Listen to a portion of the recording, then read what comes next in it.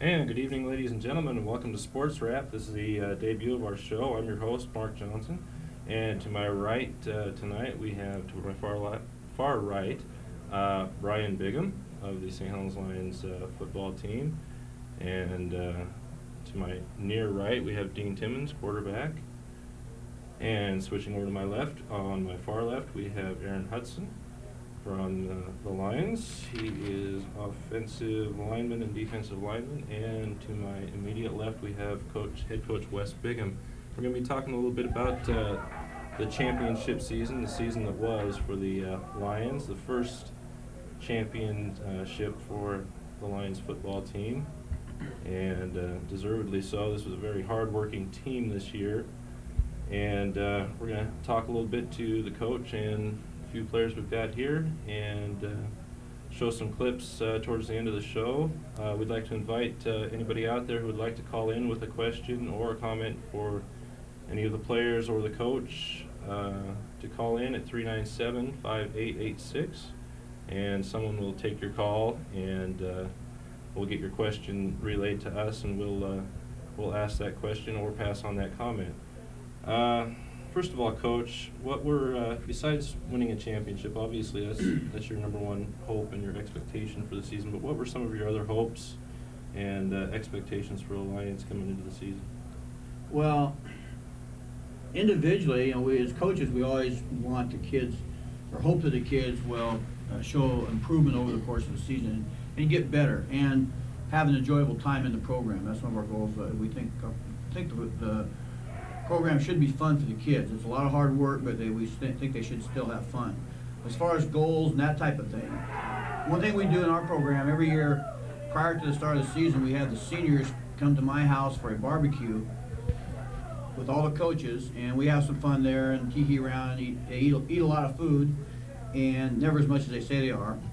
But then we sit down after the meal and talk about what our goals for the season are and expectations. And coaching staff, we relay to them what we expect out of them as seniors, what their responsibility in the season is. Being the seniors are the ones that basically are in charge. It is their team, and they need to know those things. And then we sit down and try and come up with what they want out of the season, goals. And this group of kids, they didn't have, a lot of times you have a lot of goals. They want to score so many points and gain so many yards and do this, do that. Well, this group of kids basically was only concerned with one thing, that was to win. Everything else really didn't matter to them. And their goals were, one goal was very important to them, was to win the fourth straight undisputed league championship in the Quapaw League. No other team has ever won 4 in a row undisputed. Rainier, back in the early 80s, won 4 in a row, but they shared 2 of those titles. And so this was kind of a milestone in the league, and that was real important for the kids. Also, along with that was to get the state playoffs. And then the other goal, which is really the only real important one, was to be state champions. They've been around, and since their high school career, the 3 years that they'd been in the high school, the school had finished second, came within 11 seconds of winning one, and they played on 2 real powerful teams with a lot of really good athletes that conceivably had the talent to win the state championship, but we fell short. And they've had that experience, that taste of being close, and the taste of what could have been but never was, and that was real important to them. They wanted to be state champions, and so that's what we went into the season looking at, was to be state champions. To win our 4th straight league championship, undisputed, and to be state champions. And that was basically what we looked for going into the season. Okay, well, let's talk to the players a little bit. Guys, what were some of your individual goals that you wanted to achieve? Start with Dean. As quarterback, what did you want to accomplish? Well, basically, it's just to lead my team to the championship game. And along the way, we lost a couple of games, and that helped us out. And it just really was the building point towards my goal, was to get to the state championship and win it. And that really helped out, I thought, with those losses. Okay. My goal was just, I wanted to get to that championship game real bad. In my freshman year, I remember sitting in the stands watching that team that played Hood River. They lost, and I was, sitting there. I was going, God, but maybe someday we could get there. And I've just always dreamed of getting to that game and being able to play in it. And getting there is just fun, but winning it's even more fun, and that's just like one of the goals I had in my career this year. I think everybody sets personal goals for themselves, but you forget your personal goals and you go after what the team wants to get. And being part of that senior group, we all felt that we could win a state championship, and that's what we wanted to go out and do. Okay. What changes were made by the coaches after the Lions dropped their first 2 games of the season? Well, none really. We run a real consistent program. We don't make changes just because something bad happens to us. We're real confident in what we're doing, and we're real confident in our program and the way we're going about things. We lost a couple real close games. We didn't play particularly well in certain phases of it. We just go over those mistakes and errors with the players and continue to work hard to try and improve those mistakes and get on with business at hand. And we don't, there wasn't anything special that we did that we changed. We didn't change anything. We were running the same stuff in the state championship game as we were running the first of the year against Cascade. And just we happened to do things a lot better. We got better as the season went on, physically and mentally. Our intelligence on the field, an awareness of what was going on, and our execution and physical improvement was tremendous. Probably the most improved group of kids I've been around. I can't remember when. Just tremendous amount of improvement, just not only physically but mentally, emotionally. It was interesting in the playoffs. They never got wrapped up in all the hoopla and all that stuff that goes on with it. We're very seasoned group of kids, very experienced, and it was just like the opponent didn't care who we played. Didn't care where we played. There's no big gnashing of teeth or moaning and groaning because we had to go all the way to Baker to play. And when it was snowing the next morning, nobody cared about it. It's just, it's snowing. In fact, our kids handled the snow mentally better than Baker kids did. And when we were going to play Silverton or Estacada in the semis, there had been talk about a possible doubleheader at Civic Stadium following an important state national playoff game involving Silverton and the Dalles, and get to play in the turf, and that's always the goal of high school kids, to get a chance to play in the turf. And that didn't materialize. And kids didn't care. It didn't bother them. Well, we got to play somebody someplace, and that was the only thing that mattered. And then after we got to the finals and Silverton was eliminated by the Dalles, we had a number of people make comments like, well, it's too bad you don't get to play Silverton, you get revenge. And the basic comment was, who cares? We're in the final game. We don't care who we're playing. We're going to win it, and we don't care. The opponent wasn't important. They're just somebody that was in our way of advancing to the next round or win the state championship. And so, I think just the fact that the key to us was not necessarily coaching, it was that the kids just improved a tremendous amount. Deep down, did I know you say you didn't care who you played as long as you were there. Deep down, was there that sense that you wanted to get revenge on Silverton? Had you kind of hoped that Silverton would be there? Oh, I guess way down you'd like to get a shot at them, but just the fact that we were there and they weren't was satisfaction enough. It was like 4 years ago when we played Hood River in the finals. There's a lot of talks about playing Tillamook again because Tillamook reached the semifinals, and then they got knocked out by Hood River, and there was some talk about, well, that's too bad. You'd like to take on Tillamook and beat them again. Heck, I was happy that I didn't want them to have a chance to be in the final game.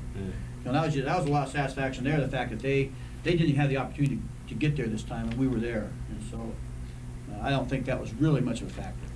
Okay, we've got a couple of phone calls have come in already, and we'll direct these to who they need to go to. The first one is from the assistant basketball coach, and this one's to Brian Bigham. First, it says, ask Brian where he learned to shoot free throws.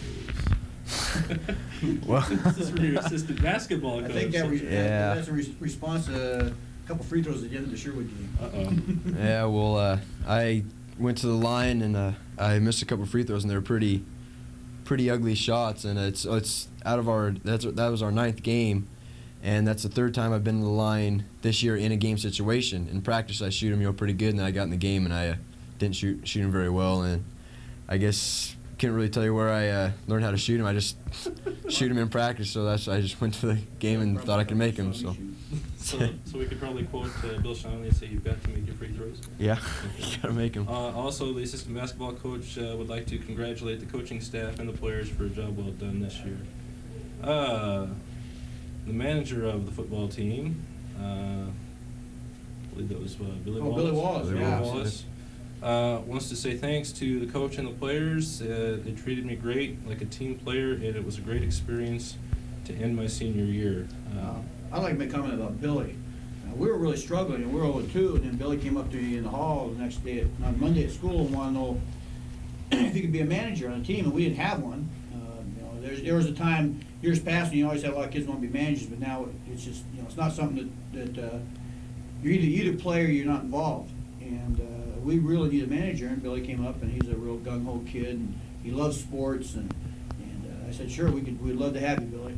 And I'll tell you what, he made a real difference for us, too. I talk about kids improve, but his enthusiasm on the field and encouragement, and I don't know how anybody can ever make condition in the practice fun, but Billy kind of made it fun for everybody. He was hooping and hollering and high-fiving people and patting them on the butts and getting kids all excited when we're doing our sprints, and he was really important for us. And so he just did a great job. It's great to see that. In the playoffs, the Lions outscored their 4 opponents by a total of 149-29. What set this team apart from these opponents? I mean, obviously the opponents that you went up against were not slouches because they were either the number 1 or the number 2 team from their district coming into the playoffs. They're not slouches. What set this team apart from their opponents? Well, I think there's a number of things. One, I think we're obviously had a lot of talent. We're a real talented group of kids. We didn't have the real superstar talent like we've had the past couple of years. But what we had was a bunch of really talented high school football players. Now, there's not a lot of demand in college for 185-pound tackles or 180-pound linebackers or that type of thing, or 5-foot 6-inch wide receivers, which we had a couple of. But we had a lot of kids that were really good high school football players. Okay, so we had a lot of depth. A lot of kids could play, a lot of depth. We played a lot of people. So we didn't get tired during the course of the season. We weren't beat up when the season ended like some teams are. We certainly didn't get tired during the playoffs because we were able to play a lot of people during the game. We're also extremely experienced in the playoffs. This is the only thing these kids ever known is being in playoffs when the season's over. So this is their 3rd year being in the playoffs as players, their 4th year being in the playoffs, seeing the football program in the playoffs because we were there their freshman year. So they're very experienced in that. And that goes a long ways in the playoffs, is knowing how to handle that situation, because it's a different atmosphere when you get to the playoffs. Everything kind of changes. It's not like your usual Friday night game against whoever you're playing, league opponent. It's a different atmosphere out there. And the other thing I think that we kind of discounted early in the year. Early in the year, we thought our league was not going to be a very strong league from top to bottom. But after we got in the playoffs, and in fact, through the playoffs, looking back, I think our league was really tough. Rainier played Silverton right to the wire, lost right in the end. Scappoose, Seaside, those 3 teams could have done well in the playoffs. And Tillamook probably at the end of the year, they were a real good football team at the end of the year. And so we lost to Seaside and barely got by Scappoose and had a tough game with Rainier. And so I think our league competition, the toughness of it really helped to prepare us for the playoffs too. And so I think that's probably one reason. And I get, not that I give credit to our players, they just played great during the playoffs.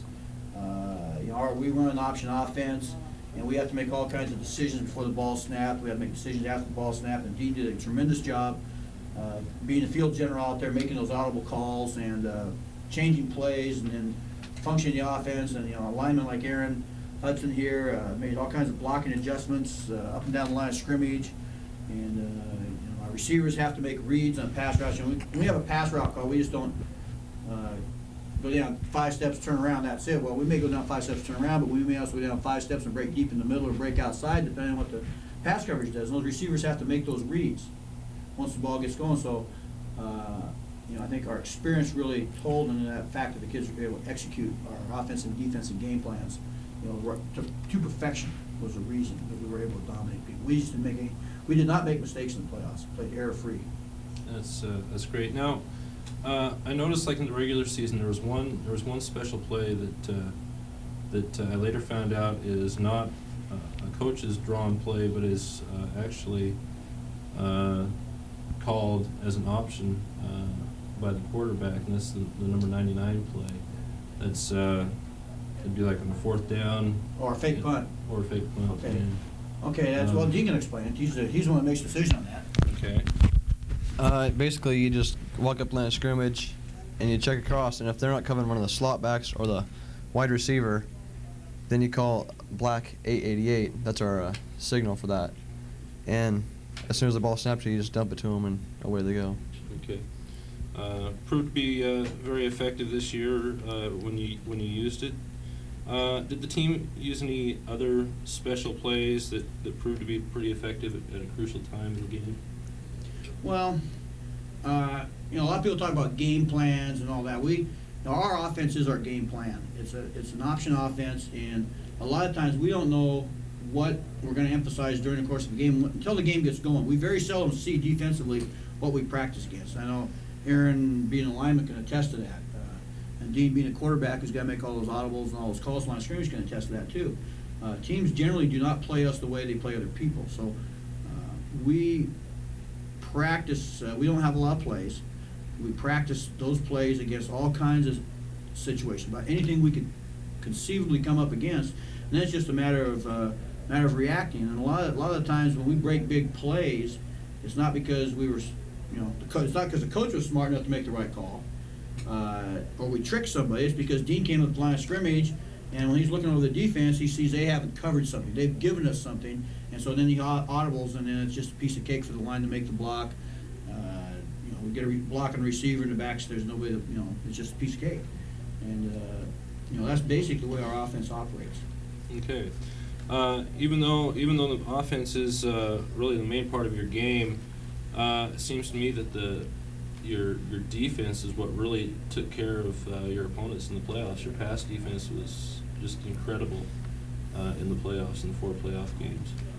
Yeah, we our pass defense wasn't real good early in the year. We gave up a lot of yards passing, particularly the first 2 ball games. And and we were inexperienced in the secondary as far as varsity game experience. Brian was the only returning starter in the secondary from a real veteran crew the year before, and so we had a lot of new people in there. And secondary-wise, secondary play is a kind of like a basketball team. They've got to function together as a unit. A lot of times in line play, there's a lot of times an individual type situation. Linebacker too is individual situation sometimes.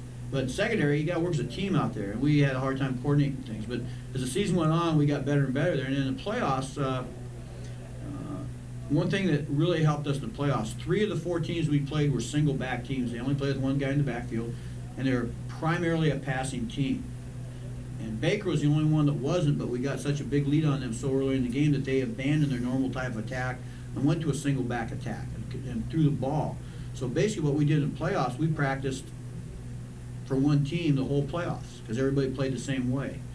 And we played what we call our nickel package, which refers to 5 defensive backs instead of 4. We took a defensive lineman out and only played with 4 people up front and 2 linebackers. And one of the keys to that, us able to do that, is our linemen, like Aaron and Dan Walters and Andy Nolette and Bubba Hubbs, and kids like that, and our defensive ends, Jeff Overmeyer and Gary Young and Anthony Villapiani.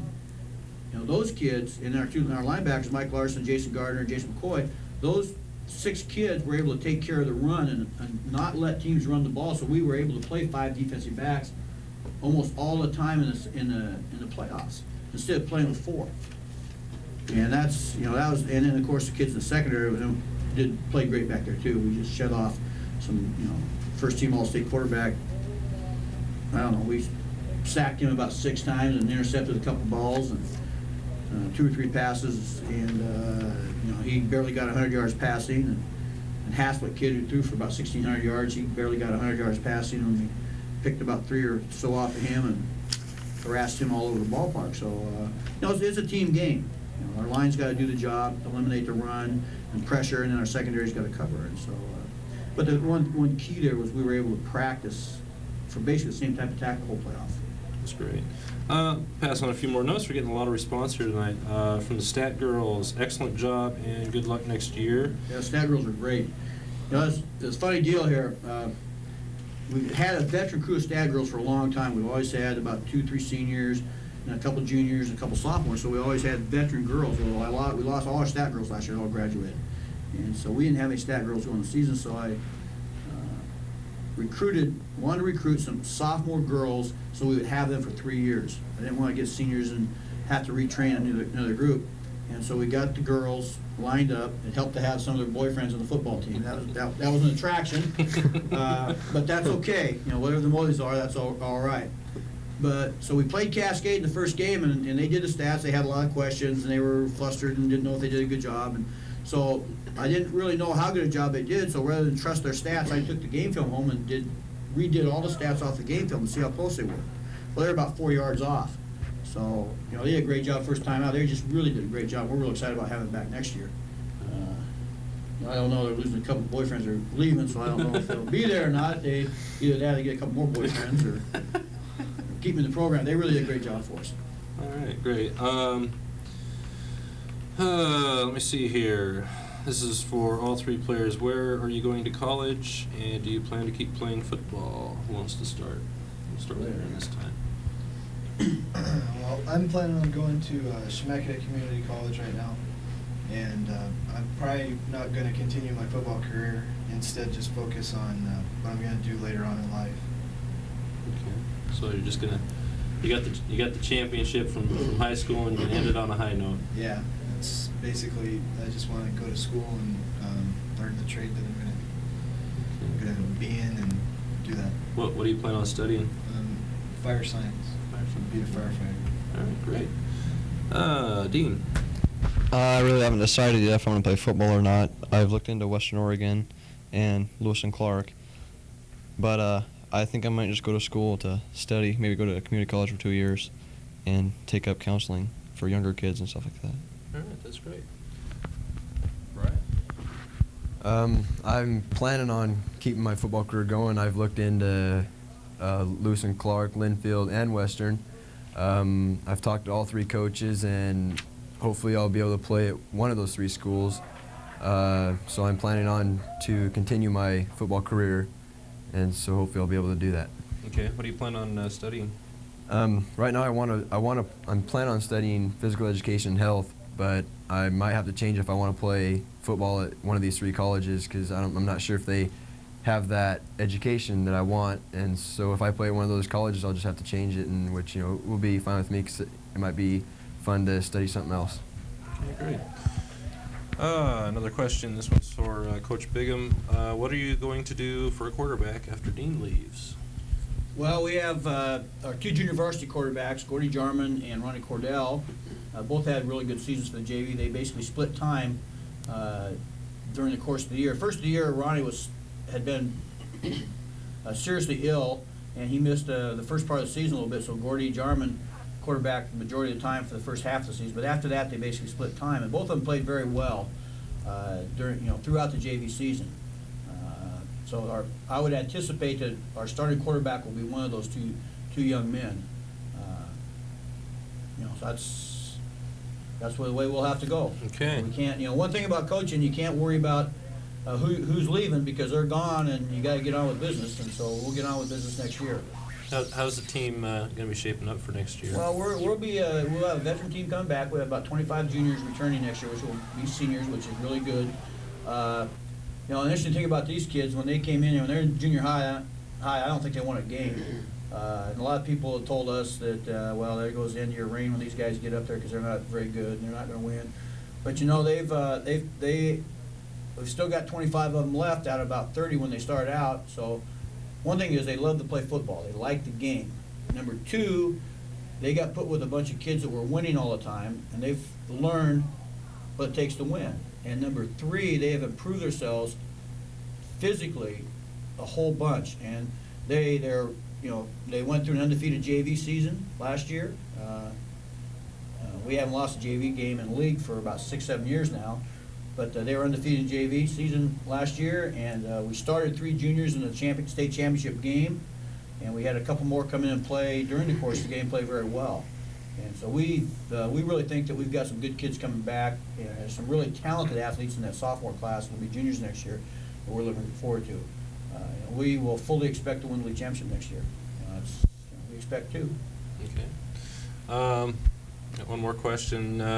This one is directed towards me. When will we be able to see playoff and championship tapes, and will they be available to purchase? Now, as far as purchase, I don't know if we'll be able to sell those because they are state-sanctioned games.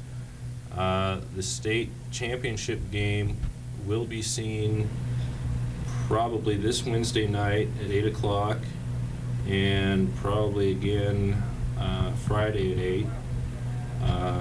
We signed the contract with OSAA. We had to, I don't think a lot of the people around here, around the community, know what we have to do to get these games put on. Essentially what we have to do is we have to pay OSAA $300 per game, per playoff game, and sign a contract for each game in order to have the rights to put these games on the air. And with the small budget that we have, we were able to get $300 raised to put the championship game on, which I feel is deserving, seeing as how this is the first football championship for the St. Helens Lions, and I felt that this team deserved to be recognized by putting that game on TV. And I want to thank the businesses that contributed, and also to the sports boosters for putting us over the top and helping us get the money to put this on TV.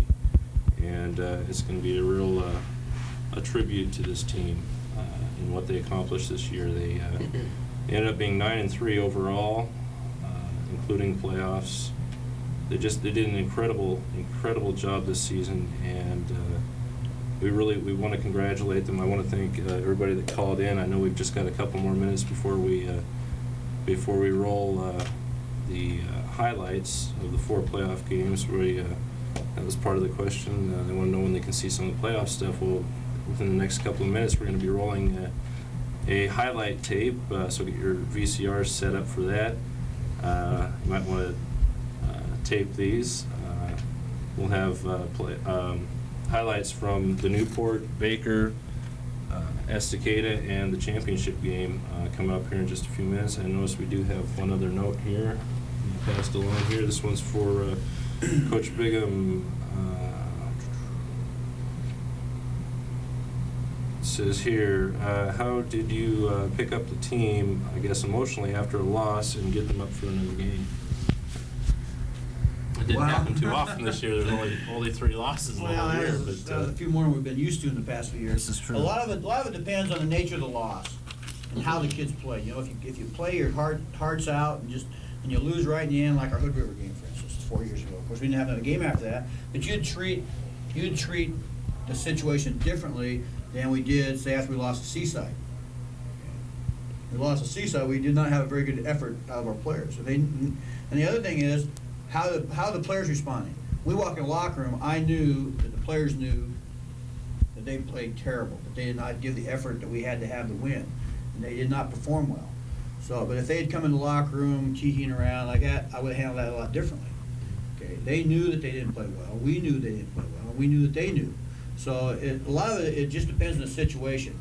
Seaside game, that was a put up or shut up point. You know, like you say, fish or cut bait, put up or shut up. Walk it like you talk it. I mean, we're at the end of the rope right there. We're either going to do it or we're going home.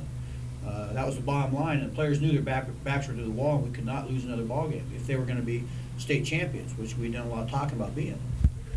And So that case there was more of just reminding them of what their situation was.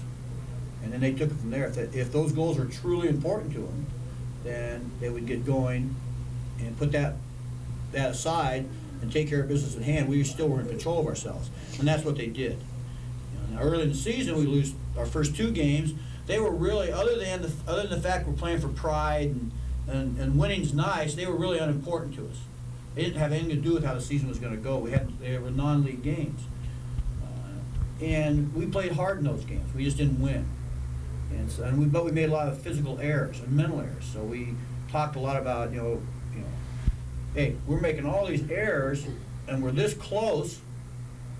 What's going to happen if we get rid of those errors? Okay, there's a motivation factor right there. We got to improve. We got to get smarter in the field. We got to get better physically, and then we're going to start getting those wins.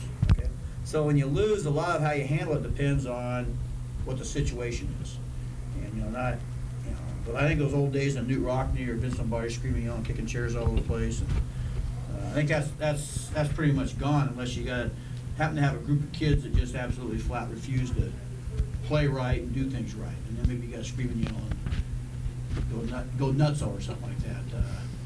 I don't get upset too often, except over maybe a couple things. One's lack of effort. I really get upset over lack of effort, and I get really upset over not paying attention to what we're doing. And those, the kids will attest to that I really get upset with those 2 things. But other than that, I usually, pretty nice guy out there. But I really do get upset about those two things. Because number one, I think that, those 2 things don't take any type of physical talent to do. Okay? And you don't have to be a great athlete to play hard. You don't have to be smart to pay attention. And those are 2 real key points in winning. Is you play hard and you know what the heck you're doing. If you do those, you're going to win a lot of games. And so I really get upset about those 2 things. All right. Any last comments? I got a question for the kids. Oh, okay. I never asked. I haven't. We played 4 games. We went from one end of the state to the other. We played in a snowstorm. We played in mud up to the ankles. We played in the artificial turf. We played in a lot of different places. We played a lot of different people. And I'd like to ask the players what their most memorable experience in the playoffs was, because there was obviously a lot of them. But I'd like to know what their most memorable experience was. Looks like you got an answer. Probably playing in the snow at Baker. That was something new and something different that nobody had ever done before. Along with that, though, was also playing on the turf. That was a lot of fun too. It was just something different that, once again, nobody's ever done before. So those are probably my 2 most memorable things. Was it harder playing on the artificial turf? No, it was easier. Was it? It seemed like you could do things better. You kept your footing better. A whole lot better than playing in the snow or at some muddy field somewhere. So there was no real big adjustments to having to play on artificial turf? No, not really. I think playing in the state championship game and winning it was my most memorable thing. But there's something that sticks out even more was the interception in Newport game for a touchdown when I threw that. That's what I remember most of the playoffs. Not so much one of your better highlights, No. but on a positive note, that was the only touchdown you gave up in that game. So, forget it, how about you, Brian? I'm about to say the most memorable would probably be, the state championship game too, but the snow was really memorable too. And actually the whole playoff thing is a real memory that'll be with me the whole year, because we came in and all the, a lot of the playoff coaches, especially Estacada, they say we have no pass defense, and we came in there muddy, it was all mud and everything, and, I thought we played a heck of a ball game, and I just think really the whole playoffs would be a real memory to me, and that's really a memory to me. Okay, great. I kind of got an experience. Okay. Since I asked the question. Okay. You're the coach, so. Well, Well, when I played ball, I was dreaming of being a state champion and winning one. We never did. And, when I started coaching, that was always a goal of mine, is to be a state champion, or coach a state championship team. And that was always a goal of mine. I coached a lot of years. It was close a number of times. Got in the finals twice in football, once in baseball. We didn't get it. The thrill of winning it was was an experience, the entire thing. But 2 things really stick out in my mind. One was right after Clark Rawls intercepted that pass at halftime, right at the end of the half, and ran that back for 6. Excuse me. I knew we had it won. I knew they could not beat us. And so, of course, I didn't tell the players that, but I knew we had it. They were not going to get us. And so the whole second half, I was able to just kind of sit back and enjoy the moment. You know, I remember very little about the Hood River game. And I remember very little about the Rainier Central State Championship when I was at Rainier in '83, because both those were just nail biters, just tooth and nail right to the very end of the game. We're fighting in there with a chance to win it. And so consequently, I remember very little about them. But I remember the whole second half. I can almost recite play for play what happened. I was able to turn around, watch the crowd, listen to the band, joke with the players and the coaches on the sidelines, just enjoy the moment. And so that was really nice. But the other thing that really sticks out in my mind is coming back from the state championship game and hitting that way station outside of Scappoose and seeing all those people waiting for us. And that was really exciting. You know, the kids went nuts in the bus, and it was just great. It was a great tribute to him. We must have had when we started out, we must have had about 40 cars sitting at the way station, and by the time we pulled into St. Helens, I think the line of cars must have stretched from St. Helens all the way into Scappoose, from what I was told. Yeah, it was a great experience to see that kind of community support, you know, for the kids and the team. That was. Did you expect the turnout to be that great? No. For the team? No, I didn't. You know, it was interesting. You know, during the season, after our first 2 games, our attendance at the games dropped off. We've got a core of people who are just die-hard fans. They go with us any place. I don't care where we play, but they're always there, screaming, yelling, making noise for the team. But we lost a lot of other people. You know, and I think that's typical of any team. You know, even in the pros, any place. Heck, if the Blazers start losing, they're not gonna fill the Coliseum up. You know, people want to watch people are winning, and you know, and when we started winning again, the other fans started coming back. But you know, we've got a real core of loyal fans that are with us no matter what, and they're over there in Baker. Not all of them are parents. We got a lot of fans that have no connection with the team other than they want to watch the Lions play football. When, you know, a guy like Ken Thomas rents us a big propane heater for our sideline. I mean, he has no kids that play in the program, but he goes all the way to Baker, risks life and limb, driving that horrendous weather, and then rents us a portable heater to keep us warm on the sidelines. I mean, that's the type of people we have that follow the team, and that is really, really neat. And you know, like our mothers group, you know, the mysterious mothers group we have, the decorated locker rooms, provide snacks for the kids. And all 3 of these players' mothers are part of it, but they never claim to be. But they leave at strange hours in the morning and at night, and return at strange hours, and the locker room's always done up. And they just did a lot of great things for the kids, and the kids really appreciate that too. And decorating the school, and you know, our cheerleaders did a great job for us. They did a great job supporting the team. And, you know, once it was all over. Julie Johnson and cheerleaders went around, got all kinds of. Miss Johnson got all kinds of businesses that donate pizza, and, coupons for things at Burgerville, and, all kinds of stuff for the kids, and that was really a neat deal too. You know, it's just you know, part of the benefits. Yeah. The businesses were very supportive this year of the team. A lot of them putting signs in their windows and just doing everything they could to support this team, and rightly so. It was good. We have an update on the Blazers score. Blazers 61, Seattle 51. Go Blazers, the team. We're gonna wind it up here real quick. I actually went a little bit past what I wanted to before going to the clips, but I'm getting some strange signals from my floor director here. I have no idea what it means, but that's okay because yeah, okay. I understand that one. Thanks.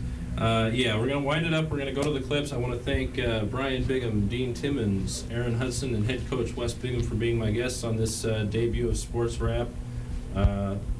Very cooperative and fun to have on here, and it's fun talking football with the 4 of you. And best of luck to the 3 players that join us here, and in whatever they do after high school, and essentially what whatever they're going to do with the rest of this year. I know Brian and Dean, I think you guys will probably end up playing baseball too, won't you?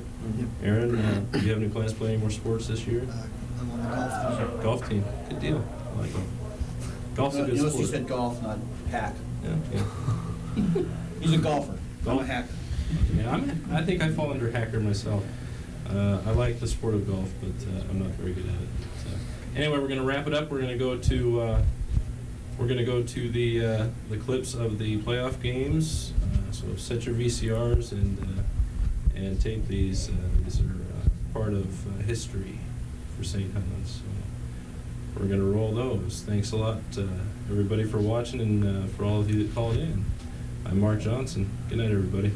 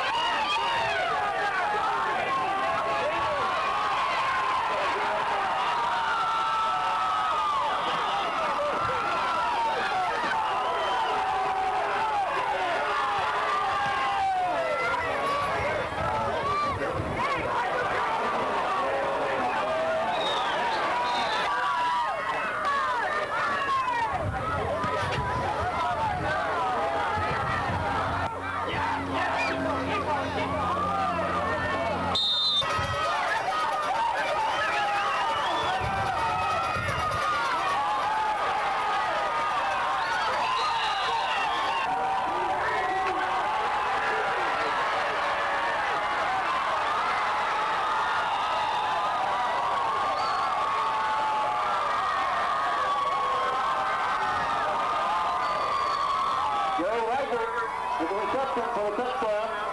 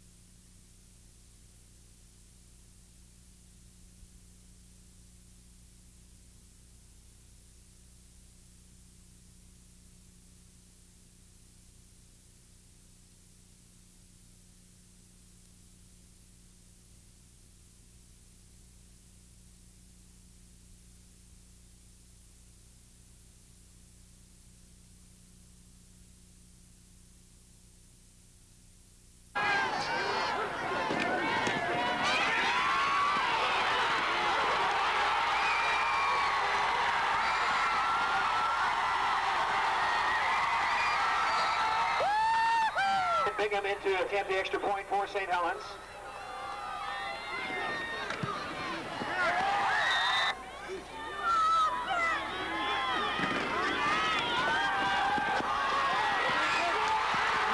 Come on, Dean.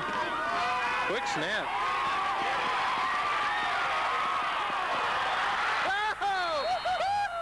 Pass complete. And the extra point. Come on.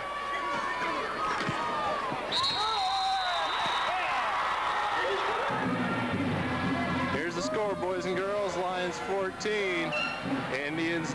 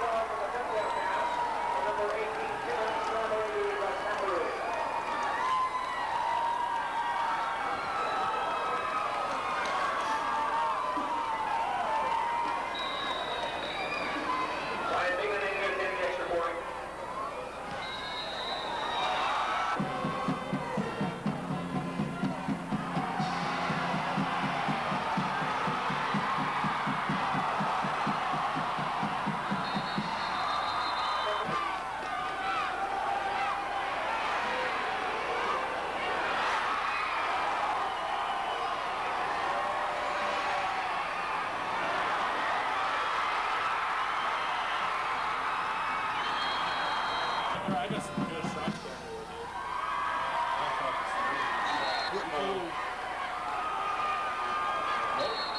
Football. Now today's topic, how to hide dope in football. Yes!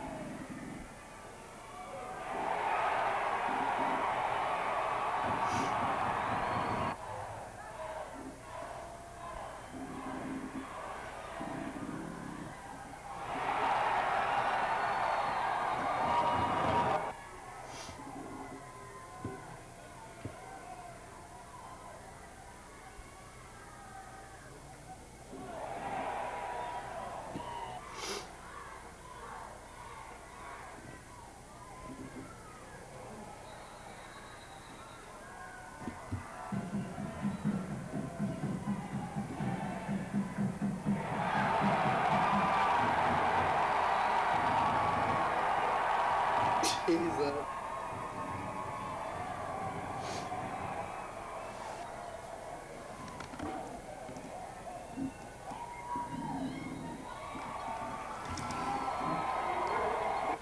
Stuff them, Mark. They already have.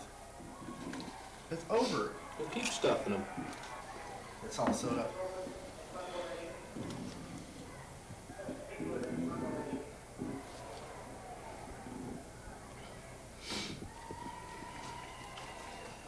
Tell you what. If you'll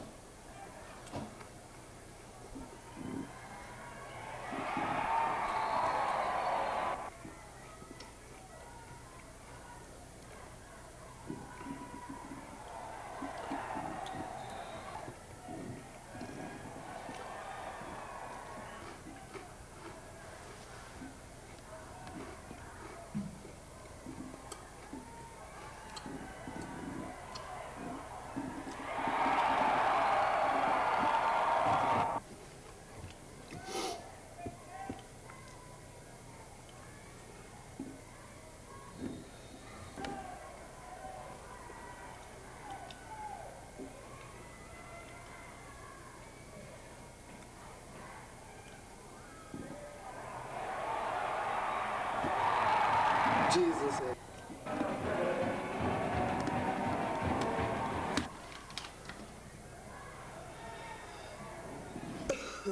Off for the long one. Foul Dougie Stewart. Drinking man Stewart. Uh-oh. Oh!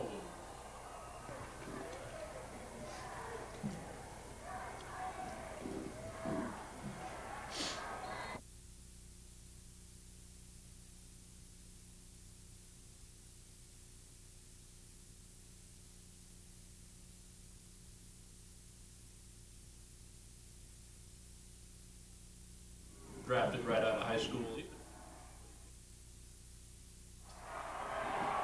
No.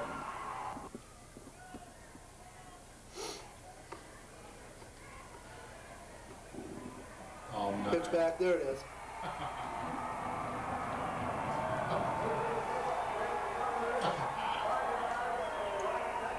Touchdown, St. Helens. Hey, everybody, let's say hi. Get him on tape.